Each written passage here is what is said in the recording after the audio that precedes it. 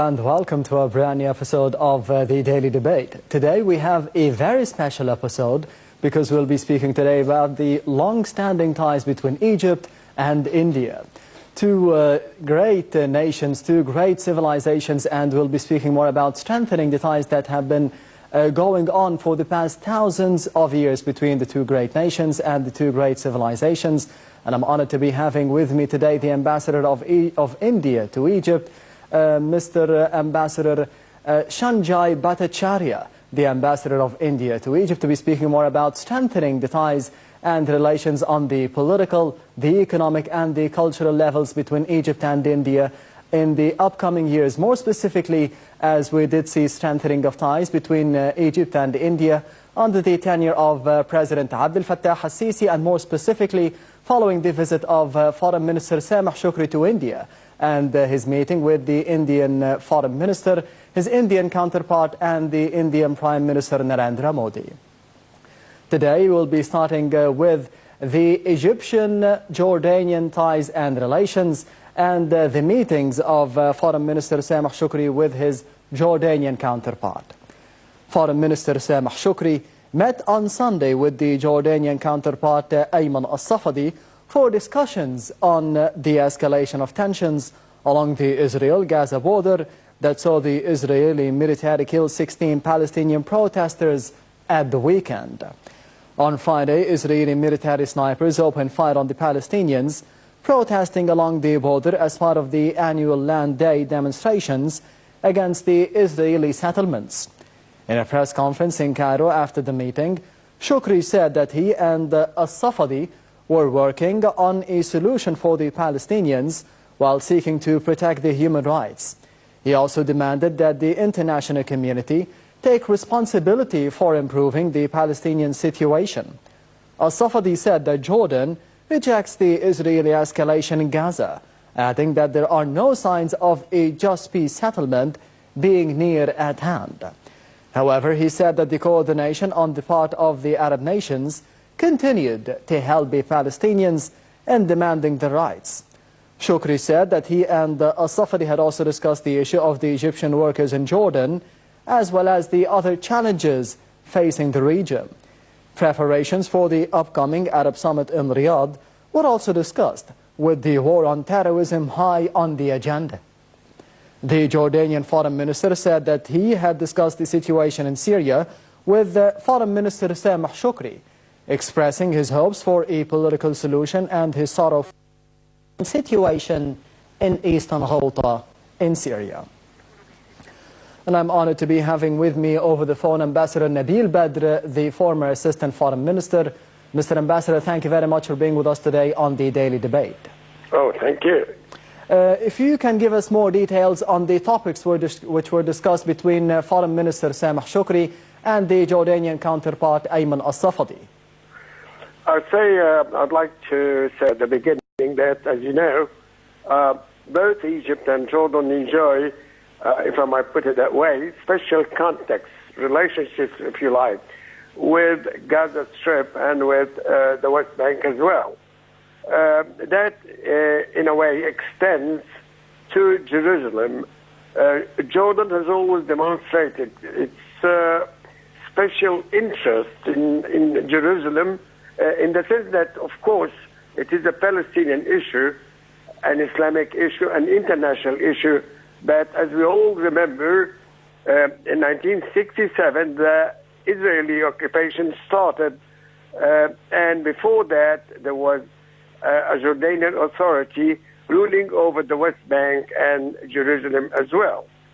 In the light of the most recent aggression by the Israelis on the demonstrators, as you know, which were coming out from Gaza, which were basically peaceful, shooting them, killing them, and all of that, we cannot, as a matter of fact, but hold that the whole world is, in a way, responsible for leaving the dilemma as it is.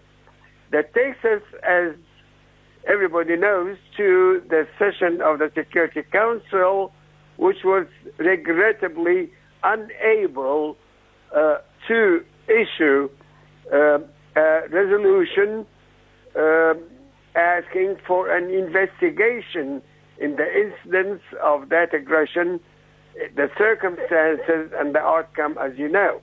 In other words, that places a very serious question.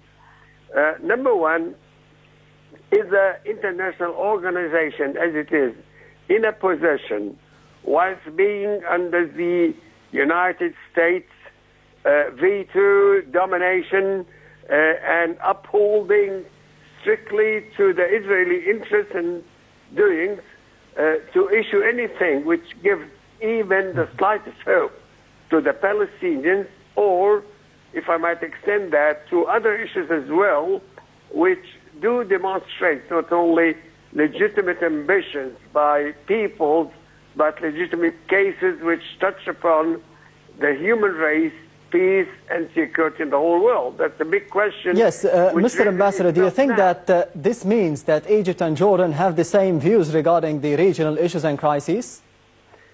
I beg your pardon?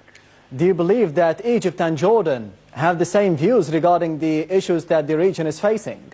I think Egypt and Jordan did raise that. I thought at the outset that they have special context in terms of Gaza and the West Bank. Now we are actually approaching the Arab Summit, as you know.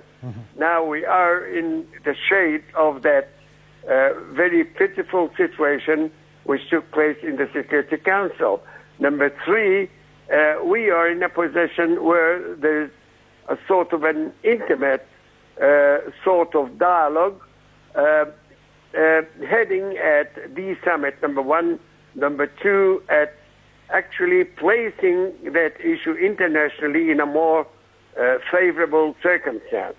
As we all know that the Palestinian Authority has declared once, and more than once as a matter of fact, that it does not have enough credit in the United States. Number two, that President Abbas had his own project about the Palestinian issue, which he did declare in the Security Council previously, and that project still stands. Number three, there has been no serious activation of that project, or at least an introduction, considering it an introduction to an international dialogue, which really upholds international sufficient support in favor of establishing peace, not only to the Palestinians, but to the whole area. Now, the Egyptian-Jordanian coordination, I think, did discuss that thoroughly, what should be done in the coming phase in terms of the summit. Number two, taking the summit as a springboard to the second step, of course, with adequate Arab and in particular Palestinian support to the international arena.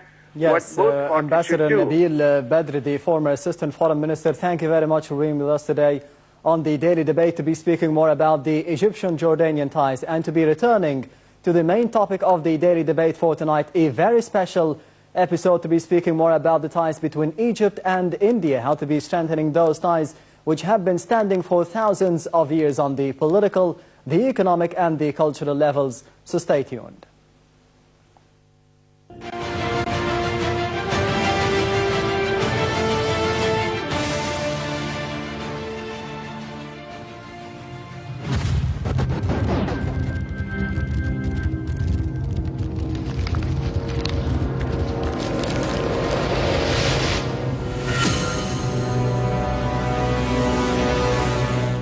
On Monday, President al-Sisi casted his vote in the presidential election at a school in Cairo's Heliopolis district.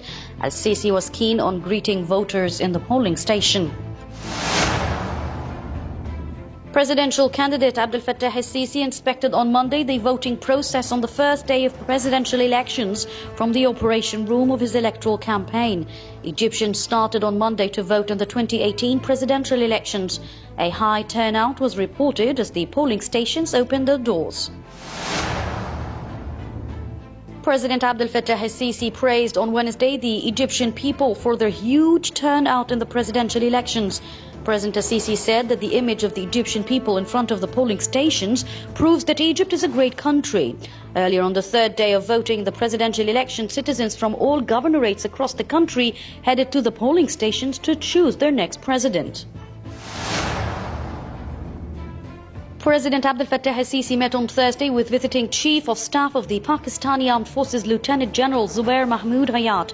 Presidential spokesman Ambassador Bassam Radi said that during the meeting, President al-Sisi hailed the historical relations between the two countries, expressing hope for stronger cooperation in all fields.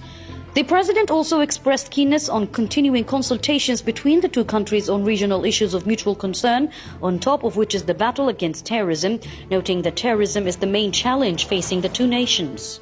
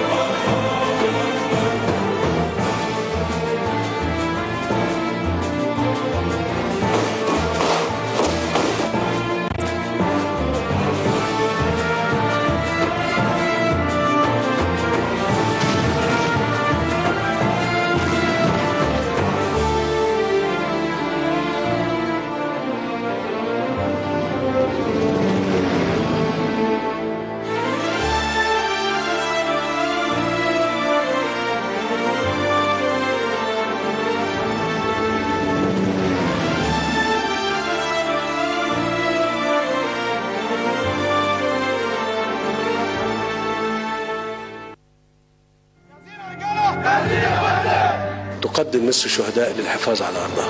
كل يوم بيسقط من الجيش ومن الشرطة شهداء كي تحيا مصر.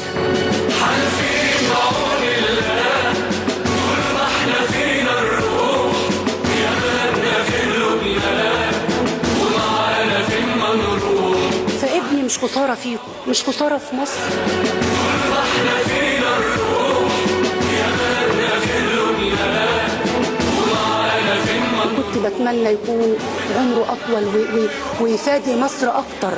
أنا ببكي بكاء الفراق. اللي راسك فوق زي السماعية. كان لازم أقبل رأس أم الشهيد وأقبل يد أم الشهيد بالنيابة عنكم كلكم. قدمت أغلى ما عندها.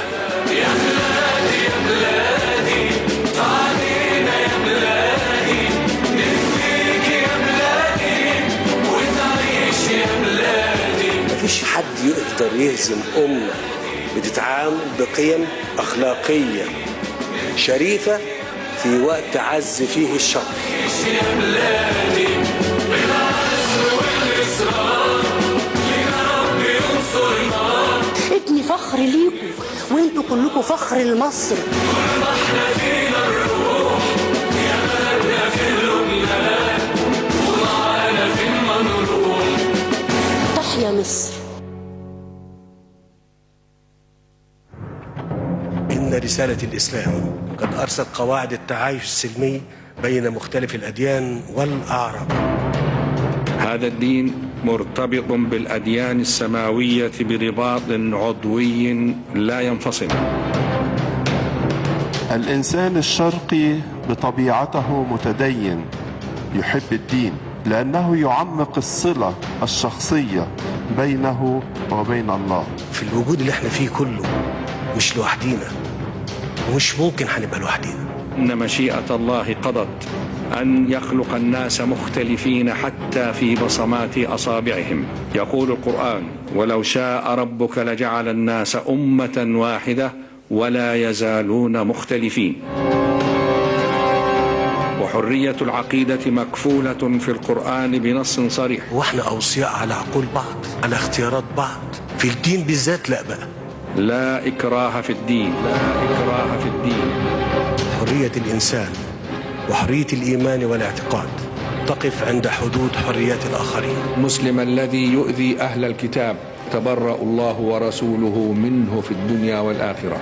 يا ترى في مدارسنا وفي معاهدنا وفي كلياتنا بنعلم احترام الآخر؟ لا يمكن أن يكون ثم سلام بين الشعوب ما دام لا يكون ثم سلام بين الأديان. نحن رجال الدين علينا مسؤولية كبيرة. كل واحد فينا هيتحاسب لوحده وهيتسأل لوحده.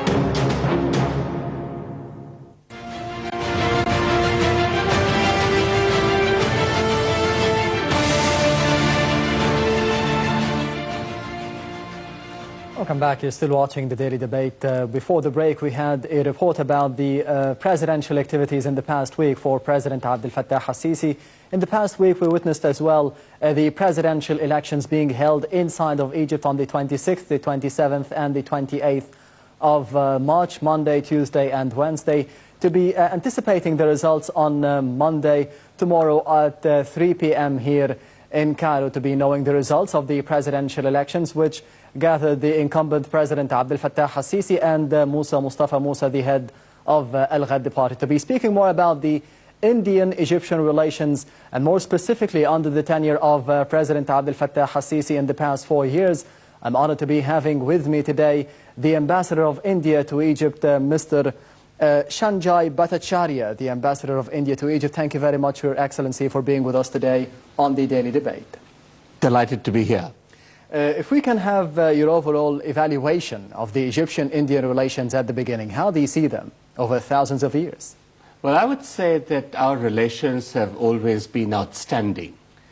But I would mention in specific that in recent times there has been new momentum under the guidance of our Prime Minister Narendra Modi and President Sisi. As you know, they have met several times, and the last time when President Sisi visited India, they had crafted and they have declared what has been described as the new partnership in the new era. And I think in many ways that defines what the two of us are out to do. Mm-hmm. What do you think it means to be having a new era, new times between Egypt and India? What does that mean? Well, you know, we have always had a wonderful relationship over millennia. But we face new challenges and new opportunities in current times. So the recognition of the very strong foundation of the past and with a view to the future, that's what this new partnership does. Yes, to be speaking more about the challenges and the opportunities between Egypt and India in the near future, we'll be having a quick report about the Indian-Egyptian relations, and we'll be returning once again to you on the Daily Debate.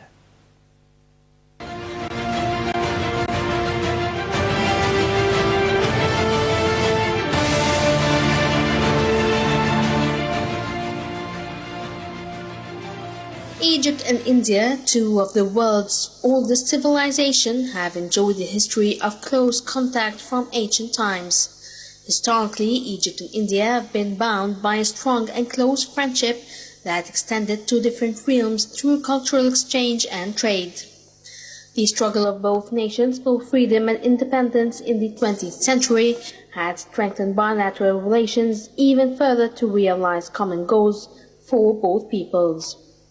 Today, there is a great potential for increasing cooperation between Egypt and India across a number of vital domains. Politically, both nations share a common understanding on many issues and seek to closely coordinate efforts at regional and international fora to address them. Economically, bilateral trade has significantly increased by 60% in the past 5 years, in spite of a global economic slowdown and regional instability. Investments continue to increase in a number of fields, with 50 Indian companies operating in Egypt. Egyptian investors, too, are interested to expand their businesses in India. Egypt has traditionally been one of India's most important trading partners in the African continent. The India-Egypt bilateral trade agreement has been operating since March 1978 and is based on the most favored nation clause. Technical cooperation and assistance has been also a major part of bilateral relationship. In the field of scientific cooperation, ICAR and the Agriculture Research Center of the Ministry of Agriculture and Land of Egypt signed a Memorandum of Understanding for cooperation in the field of agriculture research in March 1998.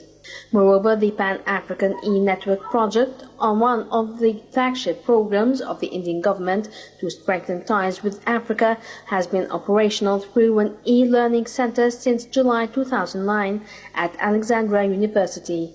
Cultural exchange is another vital aspect of Egyptian-Indian excellent bilateral relations. The India by the Nile festival has been a major success where Egyptians could experience different aspects of the Indian culture, and many have developed a great passion for exploring India in person.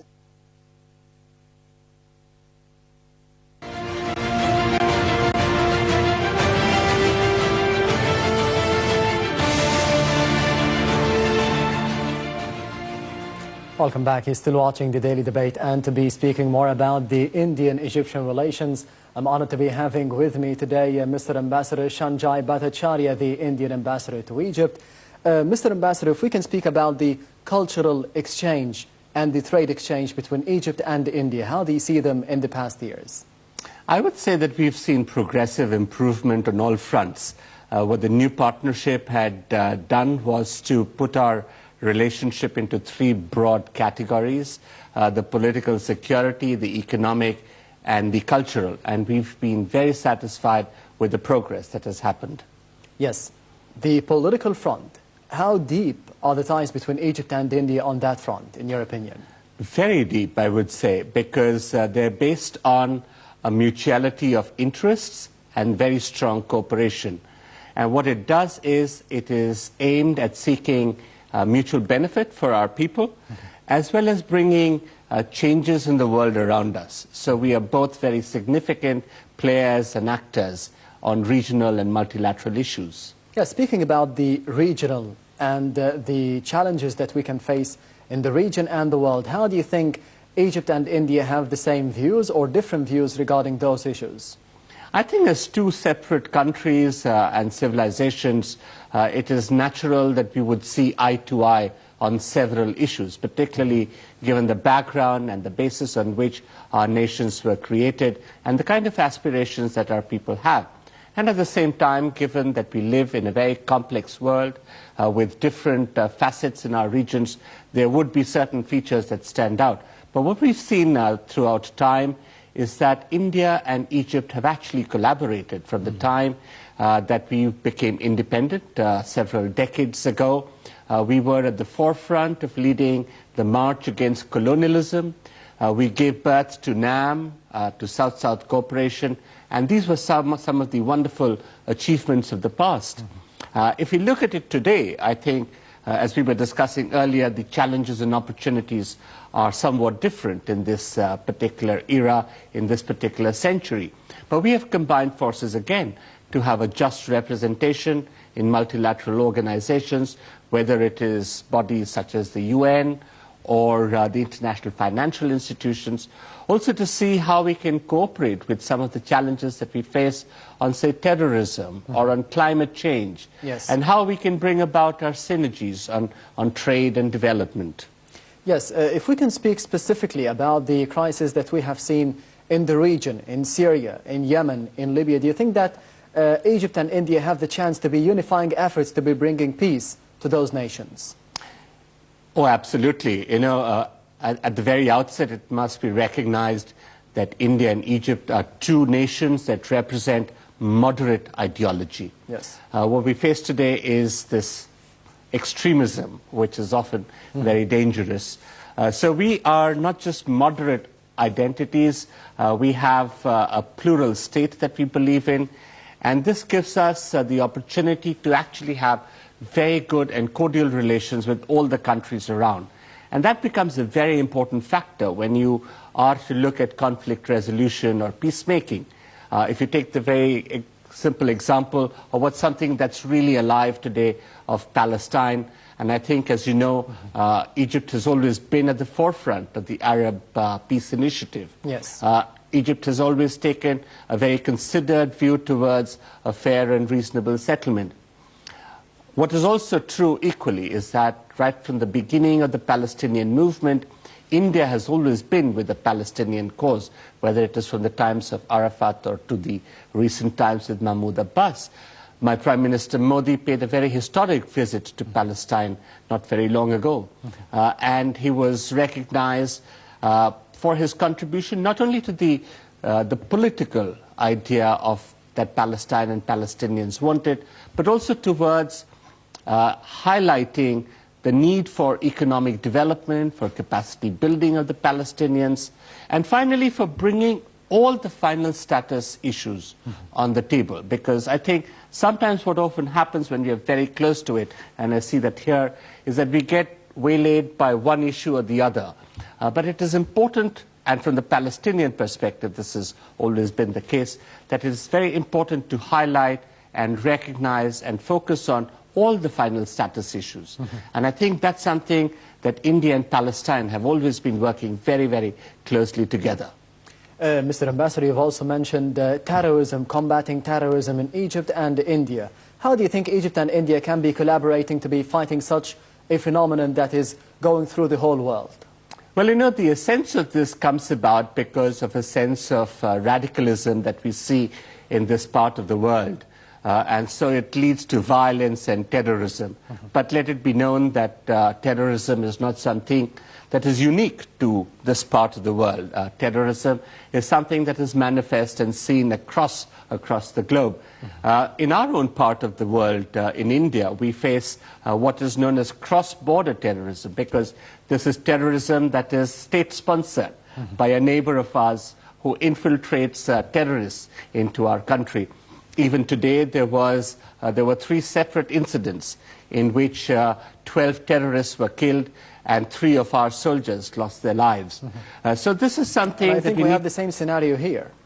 There is a slight difference because in the Indian context, it is cross-border. In other words, there is another state that is sponsoring and breeding terrorists to come across. Yes. So, and I think what we need to do is to recognize this menace, that this is against civilized society, and to condemn it. And of course, we have to join hands to fight this.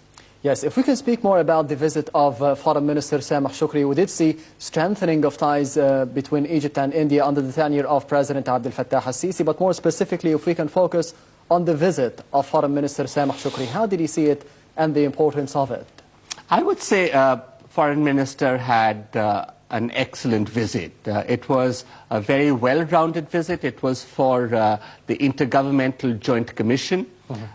We were hosting this meeting after a fairly long period of time, after 2012 in fact, so it was a very long gap. Yes. But in between we had been making preparations, because what the Intergovernmental Joint Commission does is to review the work that has gone on all fronts, and particularly after the joint statement of 2016 between Prime Minister Modi and President Sisi, we had outlined new parameters